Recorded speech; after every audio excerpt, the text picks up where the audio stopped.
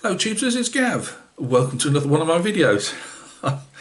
I'm sniggering along because I've literally just done one for Doug Hensley, turned the lights off, and it suddenly dawned on me I still hadn't done a video for these 4 Praetorians, and I just thought if I don't get them done, the video I mean, it's never going to be done. Just a quick one. Ian Aitkin gave me these a couple of years ago, could have even been longer. It's pre-death seed, as I call it, as in COVID. And he also gave me the little big man studio transfers that go on them.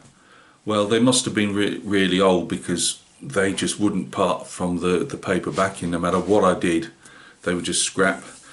So I made the decision to paint the shields designs on them. I thought, what could possibly go wrong? The motto of the channel.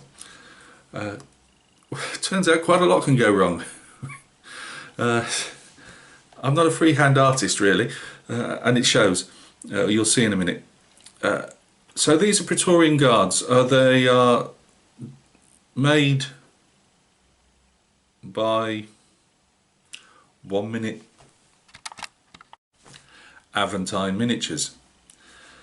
As I said on the last video, no sleep again, head doesn't work properly. So Aventine miniatures are 28mm Praetorian Guard. So Praetorian Guard, if you don't know, are like the Romans, by the way, are the Emperor's bodyguard as such. They're shown in, like, is it mid-Imperial Rome type of helmets. From what I've read, the Imperial Guard don't, stop looking down, look at the camera again. The Imperial Guard don't normally wear all the armour and stuff when they're in the city limits of Rome. They're only supposed to wear their togas. I imagine they carry some type of club. But they're not supposed to, or they only wear it when they're actually mounting guard around the Emperor's Palace and other places that they're supposed to guard. They then mainly wear it when they're out on campaign, because people don't realise the Imperial Guard did go out on campaign. If the Emperor was in the field, the Imperial Guard were in the field as well, and they were used. The Imperial Guard got paid more money than your standard legionary, and usually their terms of service was they didn't have to, so was it 16 years they had to serve compared to 24 years or something that the standard legionary would have to serve. You also had to have a letter, which went for the legionaries as well. If you were going in the legions or the Imperial Guard, you had to have like a letter of introduction to say you were fully Roman and all this type of stuff, rather than you couldn't be in any of the legions or the Imperial Guard if you were outside, or you didn't have Roman citizenship, let me put it that way. You definitely couldn't obviously join it if you were a slave. You could join the different auxiliary cohorts, which is what men did. You joined the auxiliary cohorts, and they were dotted from all around the empire, and they tended to serve outside their areas so they wouldn't foment trouble, mutiny or whatever. So if you were raised in Britain as a cohort, you could find yourself somewhere in the desert, serving. And once you'd done all your years, you got given Roman citizenship. Yeah, just thought I'd say all this because I know a lot of the guys aren't into military history or history in general, and I've got to be careful because I don't write anything down and I forget, and I get things mixed up, and then I get people getting nasty with me because I haven't said the right thing. But yeah, I really enjoyed painting them. I've done them in a non-metallic, but I wanted to not do it in a non-metallic like I do a bit on when I've done some of the Napoleonics from time to time.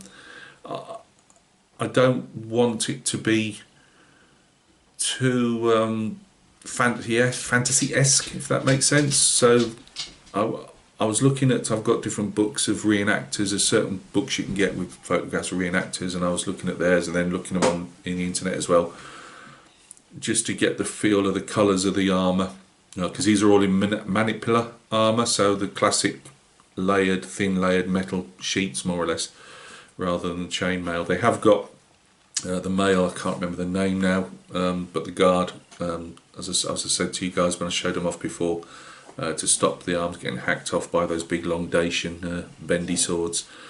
So yeah, let's go down and take a look. Again, my thanks to Ian Aitkin. He's not really around anymore, but he sent me these, so again, thank you if you ever stumble across a video, Ian. Yeah, we'll have a quick look and I'll just point you where. Let's not look at the shields too long. Right guys, here are my 4 Praetorians, as I say, from Aventine Miniatures, 28mm. In fact, Gav, put your glasses on because you ain't going to see a thing. Right, that's better. They're not exact. They're all the same poses, I believe, but maybe just a couple of bits of equipment and facial features. Obviously, the facial features are hidden behind great big cheek guards and that. So these are my painted on shields. They're supposed to be like little stars, and there's like little crescent, which I take is the moon symbols and stuff.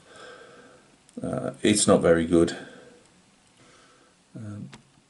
Any closer? They're still stuck on there. They have been varnished. I've got to take them off the milk bottles. I'll probably stick them on eBay now. And Ian did say, I don't normally sell off stuff that's been given to me, but Ian had said at the time, just stick them on eBay, Gav. Just have some fun painting them. As I said, I've done them all in non-metallic metal. So again, most of you know it by now, but there are people that stumble across and aren't into figures. Non-metallic metal just means I've not used metallic paint to replicate the metal bits. I've actually just used greys and browns and yellows and whatever I needed to make it look like metal. It's a bit like if you see a artist's painting of maybe a soldier or a Roman, say, obviously they don't use metallic paint, so it's roughly what they do, but you're doing it on a figure. So I've left some of them a bit more blued than others, and also reflecting a bit of the light, what we call the light bounce. I thought these came up quite well. I was debating what's, whether I do them in red, the classic red and all that, and I was just looking at artists' work on them, and I just thought, no, we'll go for the white and the white crests. Slightly different white I've used, but that's that type of thing.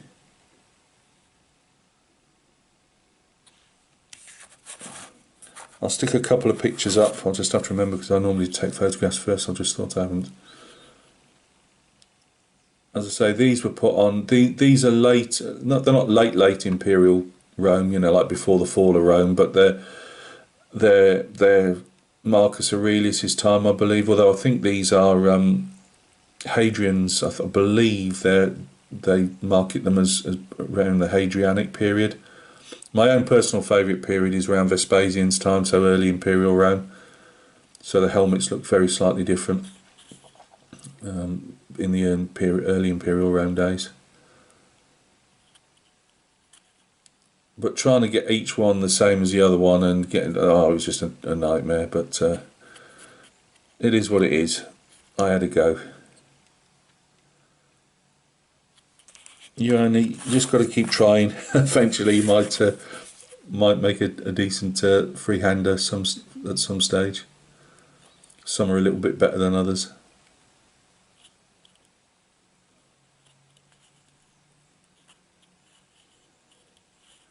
And there we have it.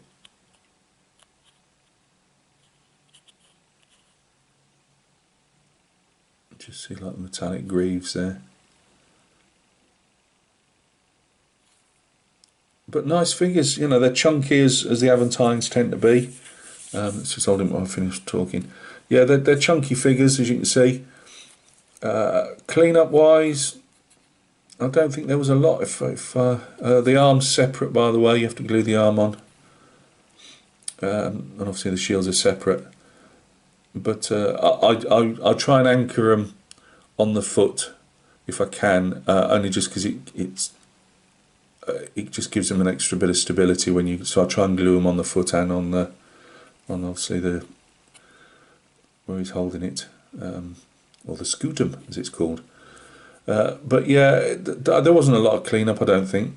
As I say, you don't have a lot if you're not into faces. You don't have a lot to paint, obviously. That's about it. That's all I can say, really. They come up just as nice with metallic paint. I'd got 4, and I just thought, no, I'll keep practicing the non-metallic. But I shot myself in the foot a bit because I can do metallic a lot brighter, if that makes sense. I'm getting slightly better at it. Not brilliant, but I'm getting slightly better at it. But I didn't want to make it look too fantasy-esque, so I kept it fairly muted, if that makes sense. The same with obviously all the different helmets. I did try, I don't know if this one got any different. Yeah, there are slight differences, or I've painted differences in, because literally all the helmets, all this brass work had to be paid for usually by the soldier, and they used to, the Roman legionaries and the Praetorians definitely wouldn't be any different. They used to like to show off a bit, so they, the Pugio daggers here, or the scabbards would be highly decorative. The soldiers' belts would always be decorative. The helmets, they would add more brass to them. And it has been said that it could even be the soldiers, all that type of brass and that would be literally like a travelling bank for them, that if they really needed to, they could take it off and sell it. Right, there we go. I'll take a couple of photographs, won't be much because they're almost the same. But I've had them sat under a blooming piece of paper towel for heavens knows how long. So I just thought, as I've got the camera out, let's get a video of them done. I'll get them off these milk bottle tops now, and I'll probably get them up for sale fairly quick. So, right, look after yourselves. That's a bit of an impromptu video, that one, but at least I finally got it done. So look after yourselves. We'll catch each other soon on another video.